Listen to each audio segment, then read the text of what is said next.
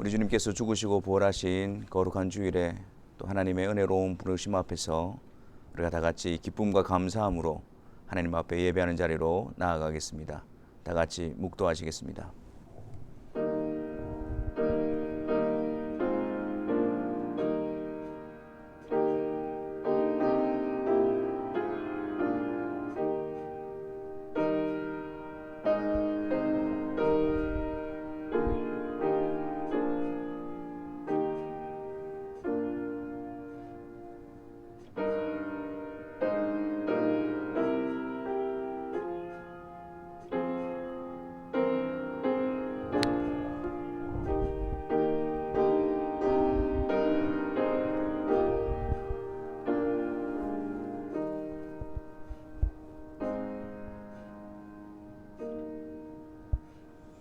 우리 다 같이 사도신경으로 삼위 하나님에 대한 우리의 신앙을 고백하겠습니다. 전능하사 천지를 만드신 하나님 아버지를 내가 믿사오며 그 외아들 우리 주 예수 그리스도를 믿사오니 이는 성령으로 잉태하사 동정녀 마리아에게 나시고 본디오 빌라도에게 고난을 받으사 십자가에 못 박혀 죽으시고 장사한 지 사흘 만에 죽은 자 가운데서 다시 살아나시며 하늘에 오르사 전능하신 하나님 우편에 앉아 계시다가 저리로서 산자와 죽은 자를 심판하러 오시리라. 성령을 믿사오며 거룩한 공예와 성도가 서로 교통하는 것과 죄를 사하여 주시는 것과 몸이 다시 사는 것과 영원히 사는 것을 믿사옵나이다. 아멘. 다 같이 2장 그리고 79장 찬송하도록 하겠습니다.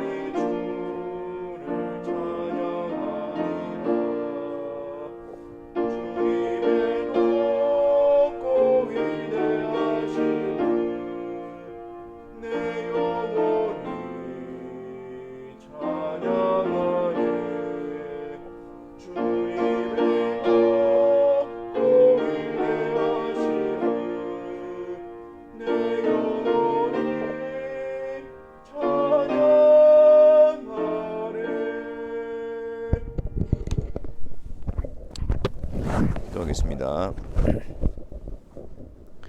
사랑의 하나님 아버지, 허물과지로 죽었던 우리들을 그리스도 안에서 예정하여 두셨다가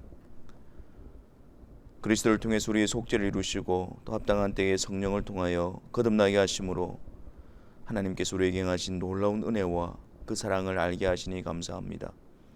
이 예배 시간을 통해서 성삼위일체 하나님께서 우리를 위하여 행하신 그 놀라운 일들 앞에 깊은 감사와 또 기쁨과 또 하나님 앞에 영광을 돌려드리는 이 한 시간이 되게 하여 주옵소서. 우리의 심령이 이 놀라운 하나님의 은혜와 역사 가운데 무뎌지지 않도록 늘 성령께서 우리에게 하나님의 복된 소식을 들려주시고 그 소식을 들을 때마다 우리의 심령을 비춰주셔서 우리 안에 충만한 주님의 은혜와 사랑과 능력이 우리의 심령을 깨우시며 회복시켜주는 은혜가 있게 하여 주옵소서. 아버지 하나님, 또 우리를 하나님의 영광의 도구로 부르셔서 우리를 통하여 하나님의 거룩하신 이름을 나타내시니 감사합니다. 우리가 주님의 이름을 높여드리며 주의 이름을 고백할 때에 이 놀라운 은혜 가운데서 두렵고 떨림으로 또 하나님을 경외하는 마음으로 사랑하는 마음으로 온 마음을 다하여 그분의 이름을 선포하며 높이며 경배하는 저희들이 되게 하여 주옵소서. 아버지 하나님, 아버지께 나아갈 때마다 우리의 또 남아있는 죄성의 부패함으로 인하여 하나님 앞에 범죄한 우리들의 모습을 회개하며 나아가기를 원합니다. 그리스도 안에서 우리를 용서하신 그 하나님의 능력의 손길이 우리를 거룩하게 하여 주셔서 죄의 길에서 돌이키며 주님의 뜻에 순종하는 그 기쁨과 그 생명의 역사 가운데로 충만케 되어지는 은혜가 있게 하여 주옵소서. 하나님, 또 언약의 자녀들을 저희들에게 허락하심을 감사합니다. 하나님께서 우리에게 허락한 자녀들을 주님의 말씀과 또 교양으로 훈계하게 하시고 양육하게 하여 주셔서 함께 하나님의 나라의 동력자로서 아름답게 세우시며 주님의 몸에 연합되어진 지체로서 세워져 갈 수 있도록 은혜를 다하여 주옵소서. 이 시간 주님의 말씀 앞으로 나아가기를 원합니다. 성령 하나님, 우리의 마음을 조명하여 주셔서 하나님의 말씀이 우리의 마음판에 든든히 새겨지게 하여 주옵시고 그 말씀을 통하여 양육받으며 그 말씀을 통하여 강건케 되어지는 은혜가 있게 하여 주옵소서. 예수 그리스도의 이름으로 기도하옵나이다. 아멘.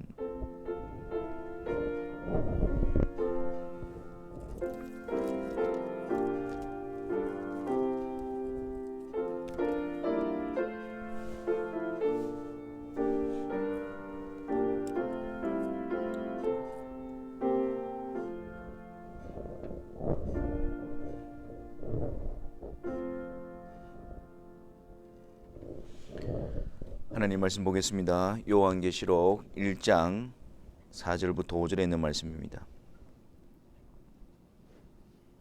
신약성경 요한계시록 1장 4절과 5절에 있는 말씀을 우리 다 같이 함께 읽도록 하겠습니다.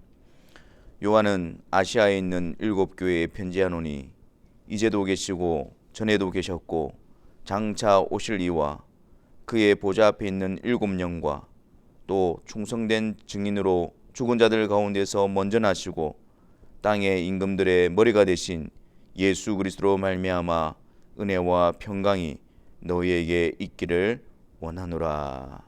여기까지 읽겠습니다. 우리는 앞서서 요한계시록의 서론을 통해서 이 요한계시록은 바로 예수 그리스도의 계시다라는 것을 확인했습니다. 오늘의 본문은 이제 서론 이후에 요한계시록의 수신자가 되어지는 7교회에 문안 인사를 하는 내용을 살펴보려고 합니다.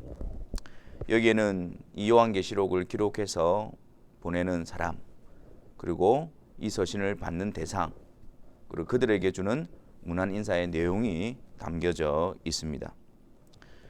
요한계시록은 우리가 알다시피 요한이 주의 천사를 통해서 본 하나님의 말씀과 예수 그리스도에 관한 증거를 기록한 것입니다. 근데 우리가 이 요한계시록을 쓴 시기를 이렇게 보면 대충 이제 요한이 한 90세 정도 되었던 그런 나이였고, 다른 사도들은 이미 30여 년 전에 다 순교하였던 그런 시기였습니다. 그래서 요한이 혼자 남아서 이제 주의 복음을 전하고 또 요한복음을 기록하고 같은 시기에 요한 1서, 2서, 3서를 기록을 했습니다. 지금은 하나님의 말씀과 예수 그리스도의 증거로 인해서 반모섬이라는 곳에 유배로 갇혀 있는 그런 상황이었고, 이때에 요한계시록을 기록해서 기록하고 있는 것입니다. 그러면 이 요한계시록의 수신인은 누구일까요? 누구에게 보내진 것일까요? 4절 말씀해 보면 요한은 아시아에 있는 7교회에 편지하노니라고 합니다. 즉 아시아에 흩어져 있는 7교회, 그들이 이 편지의 대상자가 되어지는 것이죠. 근데 여기서 아시아는 지금 우리가 생각하고 있는 그런 아시아 대륙을 말하는 것이 아닙니다. 로마 제국에 이렇게 소속되어져 있는 그 속주라 그럴까요? 속해져 있는 주를 소아시아 주라고 불렀습니다. 지금 현재로서는 터키의 한 서부 지역에 해당되어지는 지역이었습니다. 그곳에 이제 7교회가 있는데요. 11절에 이제 7교회 이름이 밝혀져 있습니다. 에베소, 서머나, 버가모, 두아디라, 사데, 빌라델비아, 라오디게아, 이렇게 7교회에 편지를 보내게 되어집니다. 그런데 그 소아시아 지역에는 이 7교회만 있었던 것이 아니고 신약 성경에 나타나는 다른 여러 교회들도 같이 있었습니다. 골로새 교회라든지 히에라볼리 교회라든지 드로아 교회 등 많은 교회들이 있었습니다. 그런데 왜 요한은 이 7교회에게만 편지를 보내고 있는 것일까요? 이 7교회의 특징은 가만히 보면 이 로마 제국이 만들어 놓은 이 고속도로 주변 지역에 위치하고 있는 교회였습니다. 그러니까 교통의 요충지였고 굉장히 교통이 편리한 곳이었기 때문에 이 전달이 용이했던 그런 지역에 있었던 교회들이었습니다. 그리고 이 교회는 각기 주변 교회에 대한 대표성을 가지고 있었습니다. 예를 들어서 에베소 교회에 편지를 보내면 에베소 교회뿐만 아니라 그 에베소 교회를 중심으로 해서 그 주위에 있는 교회들에게 편지를 같이 이렇게 읽을 수 있는 그런 대표적인 교회가 바로 이 7교회였습니다. 또한 이 7이라는 숫자가 이 완전한, 충만한 이런 의미를 가지고 있지 않습니까? 그래서 이 7교회의 편지함으로 말미암아 단지 그 당시에 있었던 7교회만을 지칭하는 것이 아니고 지상에 있는 모든 교회들을 상징하고 있기 때문에 7교회에 편지를 보내고 있는 것입니다. 그래서 이 7교회에 전하는 이 주님의 말씀, 이 맨 마지막 부분에 보면 귀 있는 자는 성령이 교회들에게 하시는 말씀을 들을지어다로 끝을 맺고 있습니다. 만약에 그 교회에만 주시는 말씀이었으면 교회에 하시는 말씀이라고 해야 되는데 이 7교회를 통해서 지상에 있는 모든 교회에게 주시는 말씀이기 때문에 귀 있는 자는 성령이 교회들에게라고 기록을 하고 있는 것입니다. 그 당시 7교회에 처한 상황에 맞게끔 쓰여진 것이지만 그 7교회가 가지고 있는 처했던 상황이라든지 그 모든 것들이 현재 지상에 있는 모든 교회들이 처해 있는 상황과 또 직면하고 있는 현실과 동일한 것입니다. 그렇기 때문에 그 내용들이 오늘날 주님의 몸된 교회로 부름받고 있는 이 세상에서 주님의 몸된 교회로 부름받고 있는 자들에게도 동일하게 성령께서 말씀하시는 것이 되어지는 것입니다. 이제 우리는 그들에게 요한이 문안 인사하는 내용을 살펴보게 될 것인데 그 당시의 고대인들은 각기 자기가 믿는 신의 이름으로 문안 인사를 접근했습니다. 요한은 7교회에 편지를 하면서 어떻게 문안 인사를 보내고 있느냐면 4절과 5절 내용에 보면 이 삼위 하나님의 이름으로 그들에게 문안 인사를 하고 있는 것을 보게 되어집니다. 삼위 하나님의 이름으로 교회에 서신을 보내며 삼위 하나님의 이름으로 너희에게 은혜와 평강이 있을지어다라고 문안하고 있는 것입니다. 이게 얼마나 영광스러운 장면입니까? 삼위 하나님의 역사로 세워진 그 교회에 주님의 몸에 연합되어진 자들에게 비록 그들이 이 세상 가운데서 핍박과 또 박해와 악한 세력의 공격 가운데 있지만 삼위 하나님이 그들과 함께 하심으로 이기게 하시고 보호하시고 구원의 완성의 자리에 이르게 하실 것을 나타내 보여주고 있는 것입니다. 삼위 하나님의 역사하심, 삼위 하나님의 함께하심, 그보다 더 위대한 교회에 대한 격려와 위로는 없는 것입니다. 그래서 요한은 그냥 성부, 성자, 성령 하나님의 이름으로 문안한다라고 하지 않고 성부, 성자, 성령 하나님이 어떤 분이신가를 구체적으로 길게 고백하고 있습니다. 주님의 몸된 교회는 삼위 하나님의 이름과 그분의 행하시는 일을 듣고 믿음으로 고백하게 될 때에 그것으로 인해서 충만한 위로와 격려를 얻으며 또 기쁨과 소망을 확고히 하며 또 현재 가운데서 담대함과 인내할 수 있는 힘을 공급받게 되어지는 것입니다. 우리들도 요한을 통해서 삼위 하나님에 대한 그분에 대한 이름과 그분의 행하신 일들로 나아가기를 바랍니다.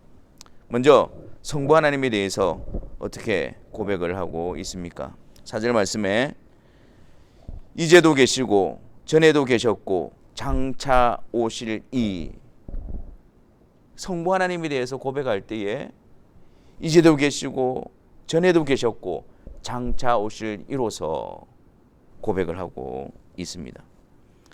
여러분, 이 고백은 출애굽기 3장 14절에 보면 하나님께서 모세를 보내시면서 모세가 하나님에 대한 이름을 묻자 하나님께서 모세에게 하나님의 이름을 여호와, 즉 나는 스스로 있는 자다라고 대답하셨던 말씀을 길게 표현을 하고 있는 것입니다. 나는 스스로 있는 자니라. 자존자이시며 영원하시며 변함이 없으신 하나님에 대해서 이제도 계시고 전에도 계셨고 장차 오실 이로 나타내고 있는 것입니다. 영원하신 하나님, 변함이 없으신 하나님, 스스로 자존하시는 주권자 되시는 하나님, 그 하나님을 고백하고 있는 것입니다. 그리고 여기서 장차 오실 이라는 이 표현은 좀 더 정확하게 표현하자면 오고 계시는 이 혹은 오시는 이로 해석을 해야 합니다.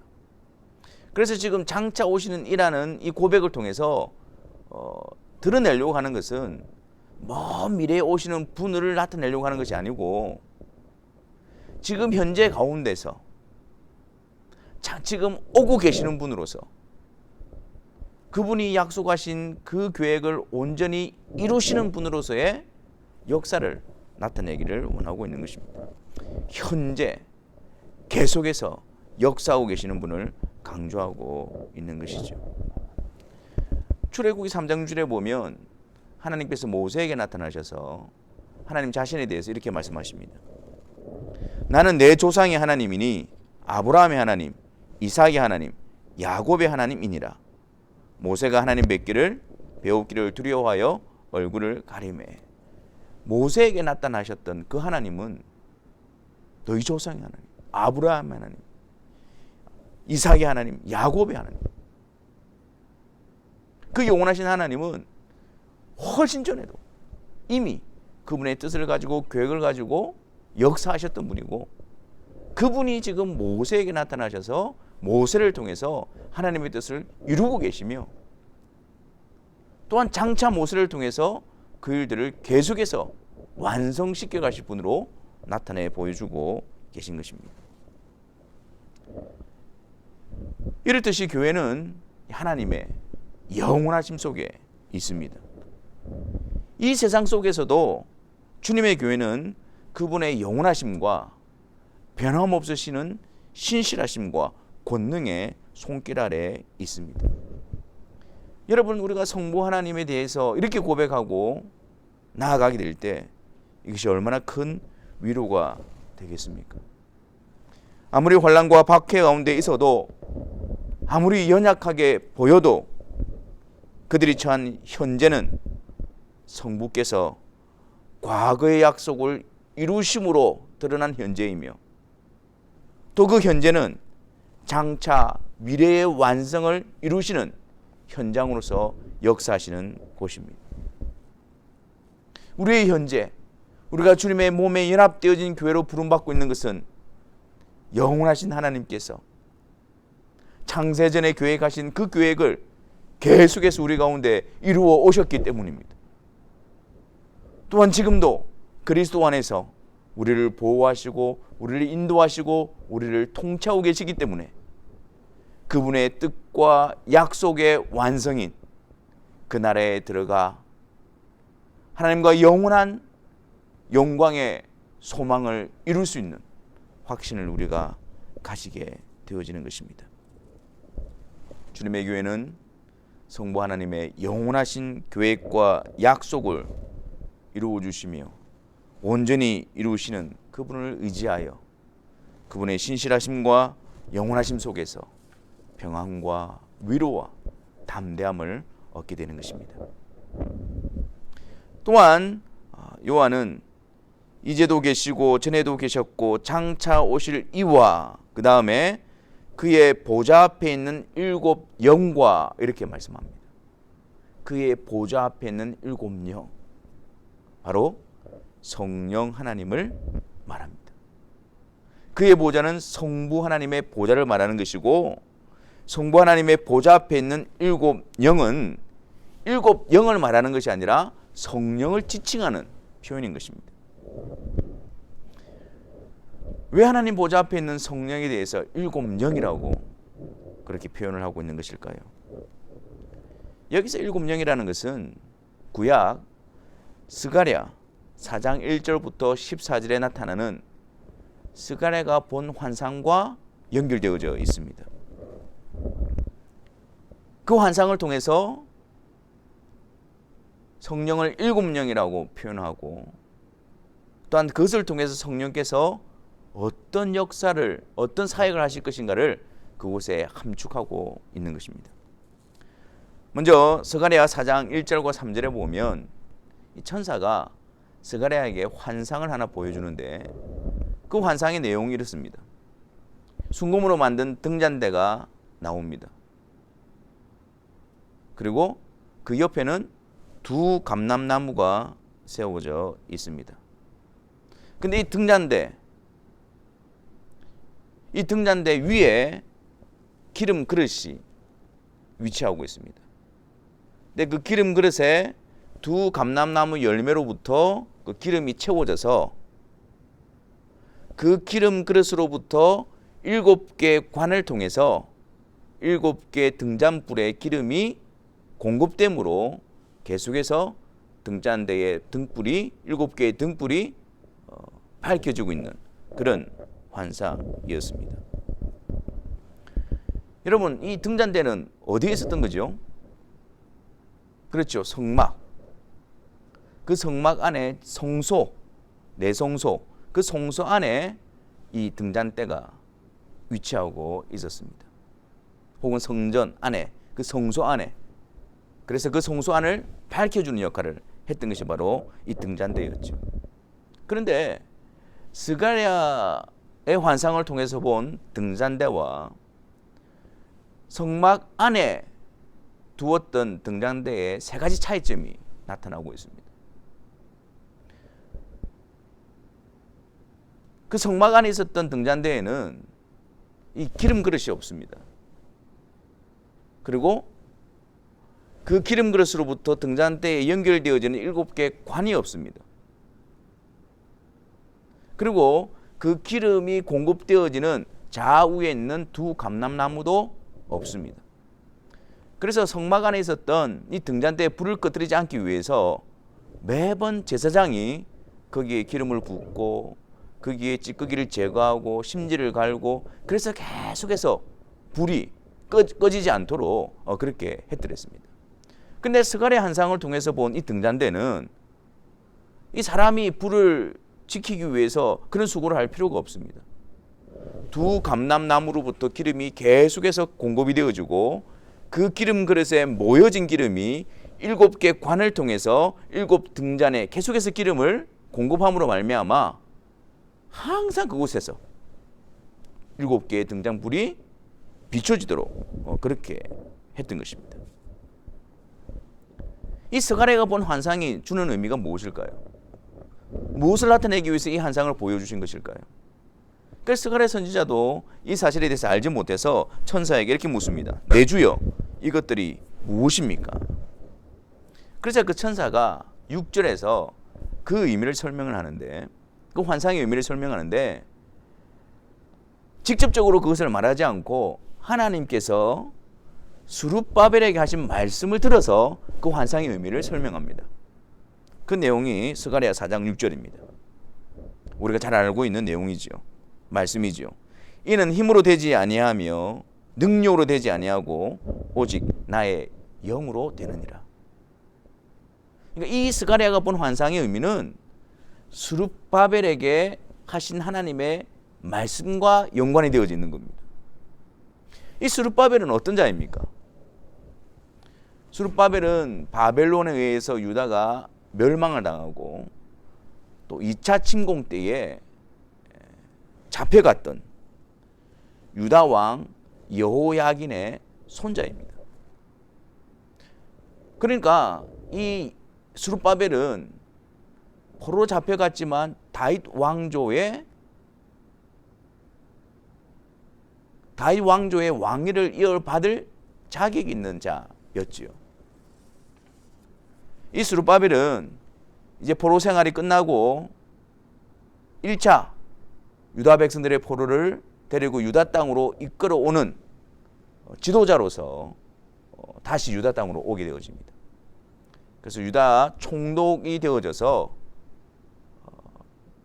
바벨론의 침공으로 말미암아 무너져 있는, 황폐해져 있는 그 성전을 재건하는 일을 하기 위해서 대제사장 여호수아와 더불어 그 일들을 감당하고 있습니다.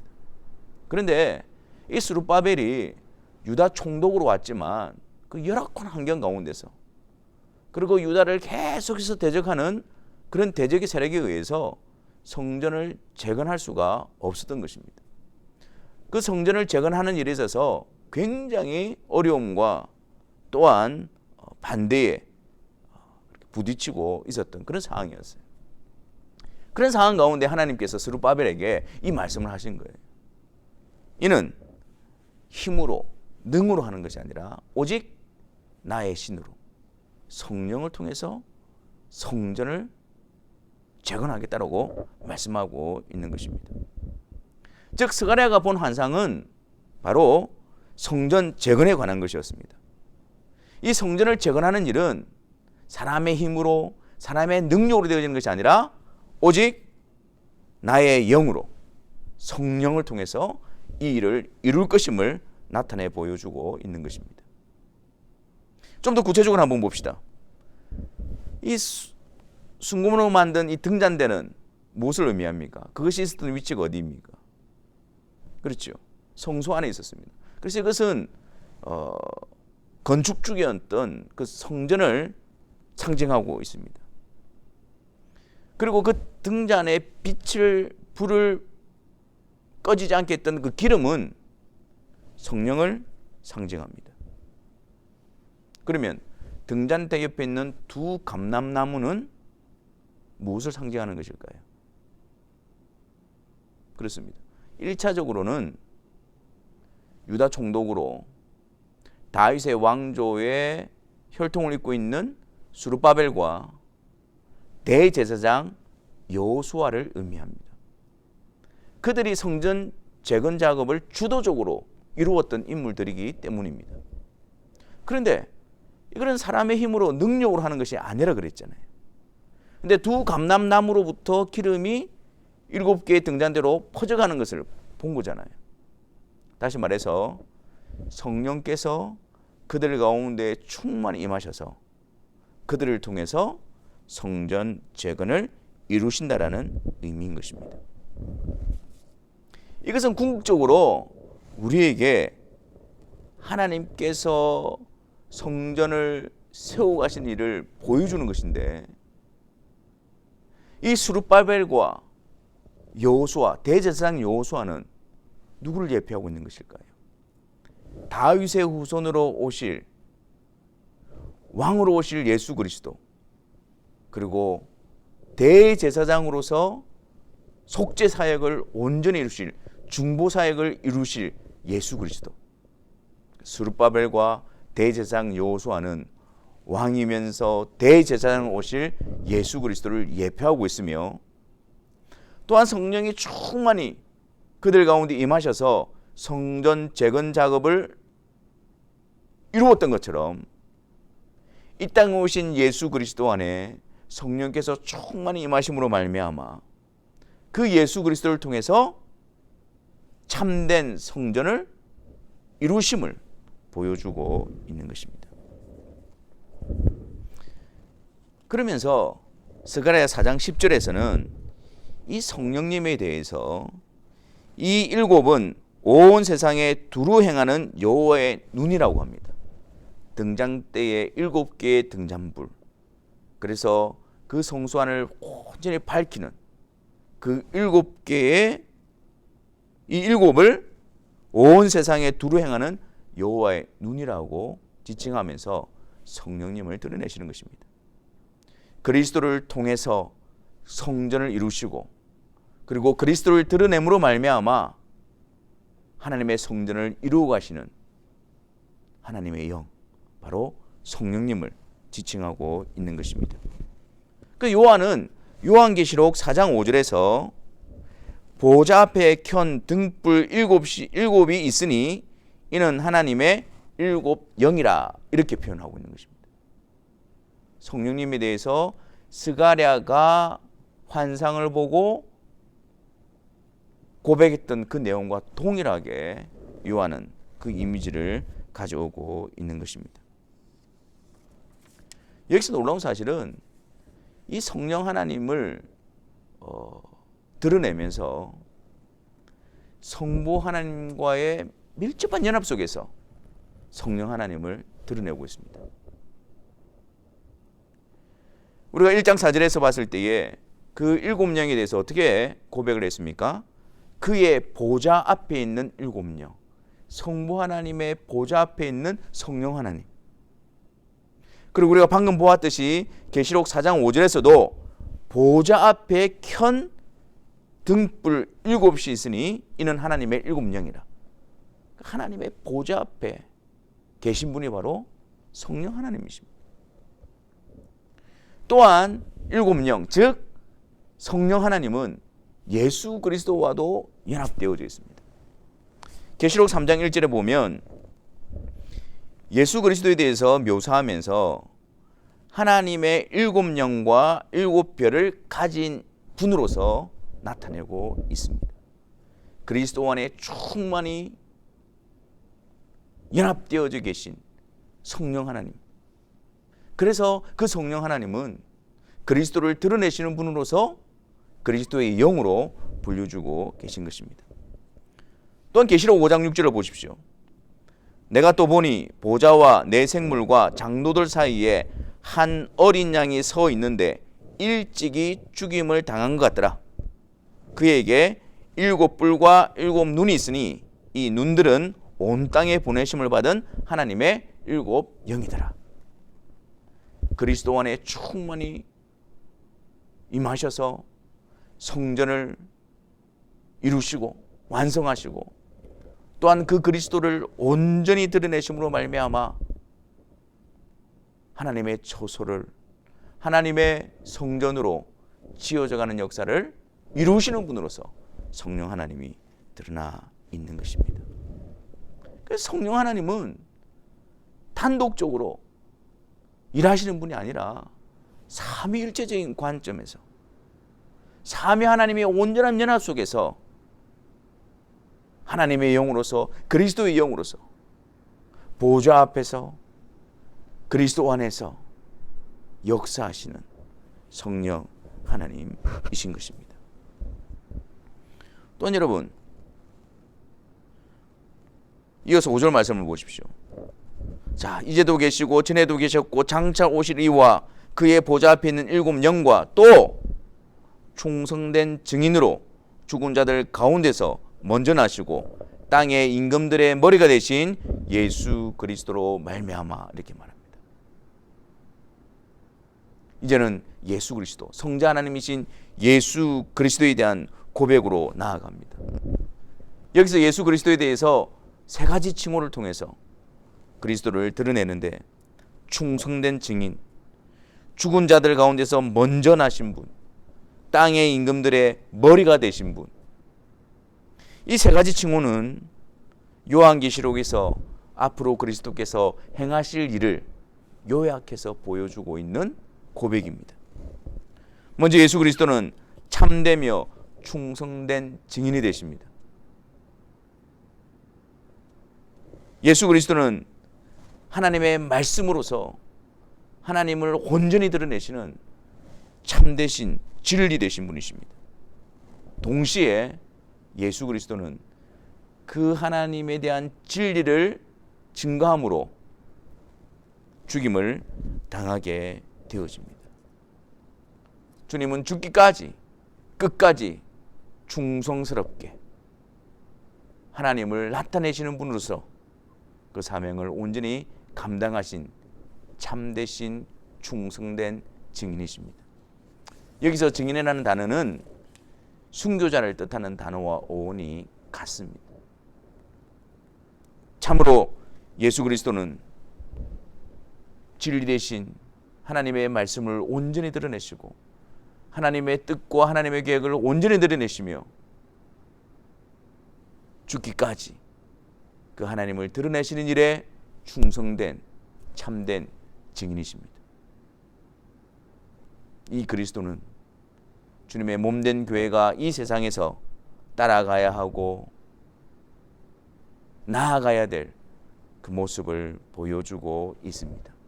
주님의 몸된 교회도 그리스도를 통한 삼위 하나님을 선포하고 그것을 통해서 어떤 박해와 핍박과 어려움이 온다 할지라도 그리스도가 걸어가셨던 그 길을 따라가며 충성을 다하여 증인으로서 세워져야 함을 보여주고 있는 것입니다. 그러므로 우리는 참되며 충성된 증인이 되기 위해서 그분에 대한 바른 고백을 배워야 합니다. 그것을 하찮게 여기고 귀찮게 여기서는 안 됩니다. 그분에 대한 고백에 대해서 그냥 우리의 생각대로, 우리의 추측대로, 우리가 원하는 대로 왜곡시켜서도 안 됩니다. 우리를 통해서 그리스도의 증인으로 삼으시고 하나님을 드러내는 영광의 도구로 우리를 불러주심에 대한 두려움과 떨림으로 우리는 그 일들을 충성스럽게 감당할 수 있어야 합니다. 또한 예수 그리스도는 죽은 자들 가운데서 먼저 나신 분이십니다. 그리스도는 하나님의 진리에 대해서 증거하시고 그 진리를 끝까지 증거하시면서 죽기까지 충성을 다해서 하나님을 나타내셨습니다. 그런데 그것이 끝이 아니었습니다. 죽음으로 끝나는 것이 아니라 그분은 부활하심으로 말미암아 사망의 권세를 깨뜨리시고 그리스도 안에 있는 자들의 부활의 첫 열매가 되신 것입니다. 그리스도께 속한 자들은 예수 그리스도를 따라 참되고 충성된 증인으로서 사명을 감당하게 될 때에 예수 그리스도의 죽음과 부활에 참여하는 자들이 될 것입니다. 예수 그리스도께서는 죽은 자들 가운데서 먼저 나신 자로서 교회의 부활의 소망의 근거가 되어 주셨습니다. 그리스도와 연합되어진 자들은 부활 생명을 얻으며 죽음의 권세가 더 이상 지배하지 못하며 영광스러운 부활을 소망하는 자로 부름받고 있다는 사실을 기억해야 할 것입니다. 예수님은 땅의 임금들의 머리가 되십니다. 예수님은 참되고 충성된 증인으로서 죽임을 당하셨지만 죽은 자 가운데 부활하셔서 교회의 부활의 첫 열매가 되셨고, 그분은 승천하셔서 하늘 보좌 우편에서 왕으로서 모든 왕들의 머리로서 세상을 다스리시고 주관하시는 그 자리에 계신 것입니다.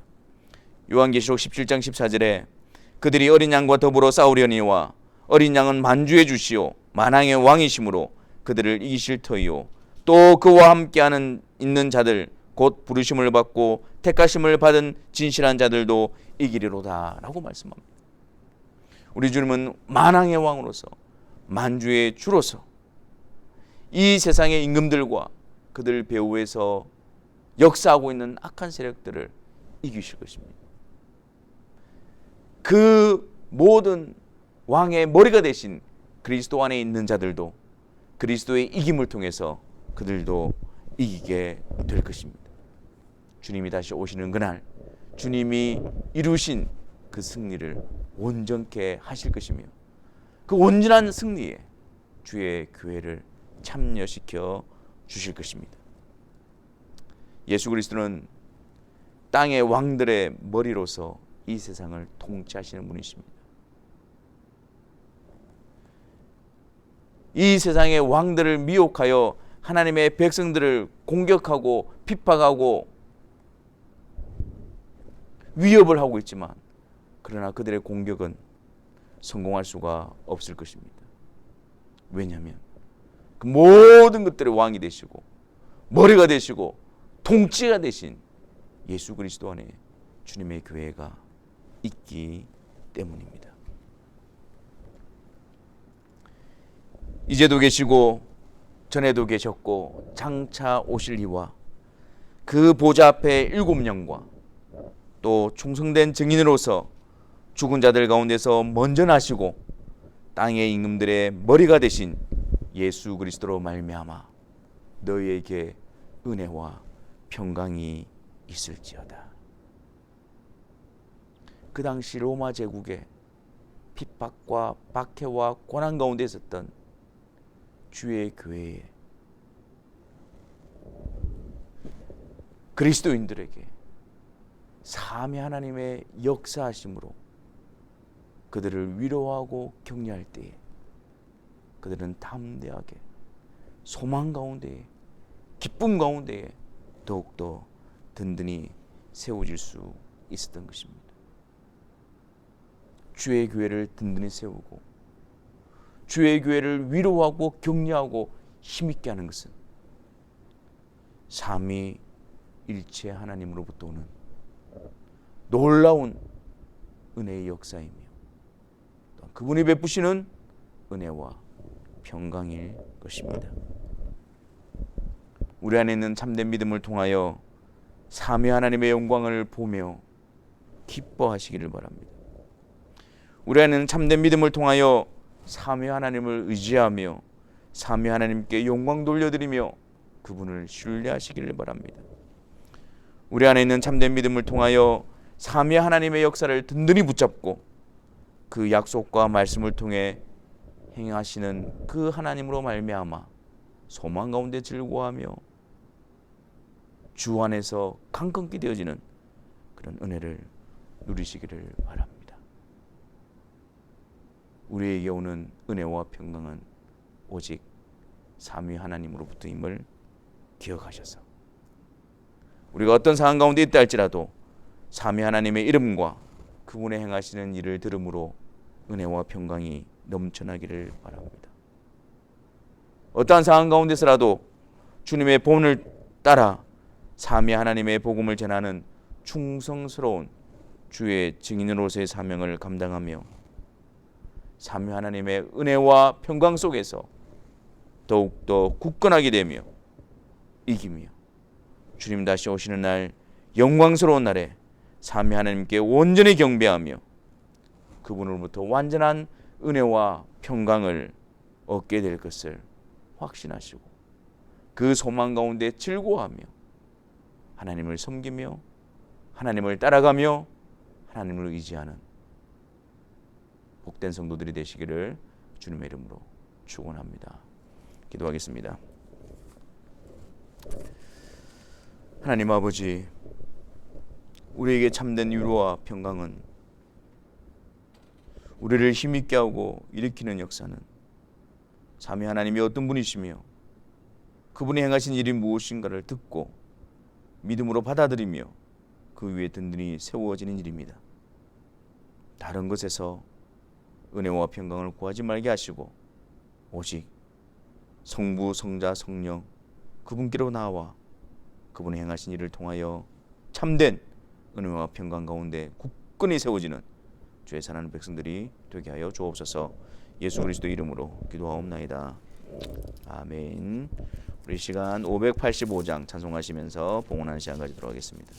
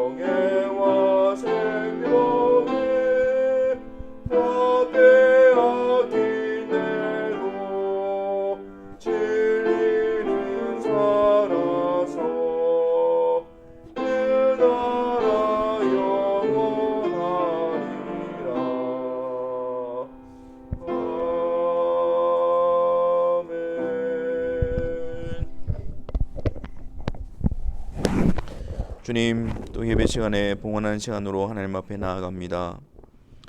하나님 앞에 봉헌하는 이 시간에 성삼일체 하나님께서 베푸신 놀라운 은혜와 역사를 들음으로 우리 안에 깊은 감사로 그 은혜 앞에 세워지는 저희들 되게 하여 주옵소서.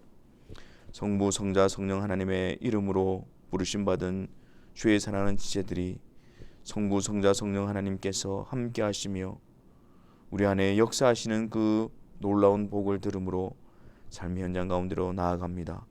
그곳에서 우리를 유혹하고 대적하고 위협하는 여러 가지 시험과 악한 세력들 가운데서 우리를 든든히 지켜주시고 이끌어주심으로 말미암아 그 자리 가운데서 거룩한 하나님의 백성됨을 나타나게 하여 주옵시고 성삼위일체 하나님의 놀라운 역사하심이 우리 가운데 열매로 증명되어지는 성도들의 복된 삶이 되게 하여 주옵소서.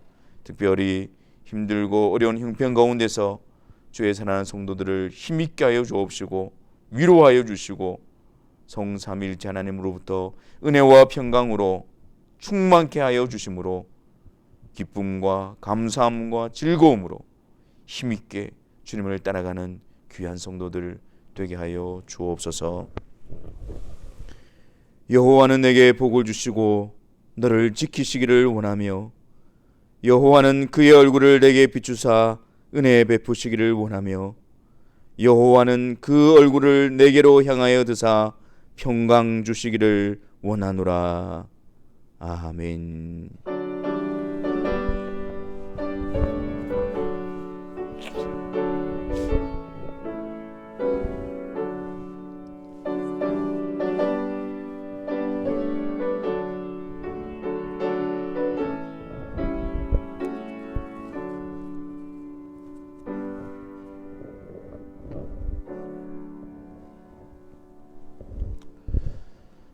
예배를 마쳤습니다.